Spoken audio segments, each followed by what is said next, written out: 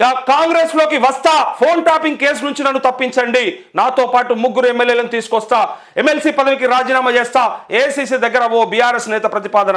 అక్కడ నుండి రాష్ట్ర నేతలకు సమాచారం, గులాబీ లీడర్లకు అందుబాటులో లేని ఎమ్మెల్సీ అంటూ ఒక ఎమ్మెల్సీ ఏం చేస్తా ఉండంటే, ఫోన్ టాపింగ్ కేసు నుంచి నన్ను తప్పించుండ్రి, జరా నాతో పాటు ఒక 3 ఎమ్మెల్యేలను, ఓ 3 దొంగలు ఎత్తుకొస్తా, వాళ్ళని కూడా తీసుకొచ్చి ఇక్కడ మిమ్మల్ని పార్టీలో కలుపుతా అని చెప్పడానికి ప్రయత్నం చేస్తున్నట్ట. బీఆర్ఎస్కి చెందిన ఓ ఎమ్మెల్సీ కాంగ్రెస్ గూటికి చేరేందుకు సిద్ధమైనట్టు టాక్.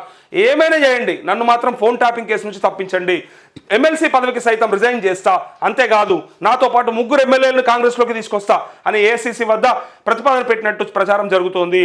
అట్లే ఫోన్ ట్యాపింగ్ కేసులో ప్రమేయం ఉన్న పోలీసు అధికారుల విచారణ సమయంలో సదరు ఎమ్మెల్సీ పేరు సైతం బయటకు వచ్చినట్టు తెలుస్తుంది. దీంతో ఆయన్ను సమయం సందర్భం చూసుకొని అరెస్ట్ చేస్తారనే ప్రచారం జరిగింది.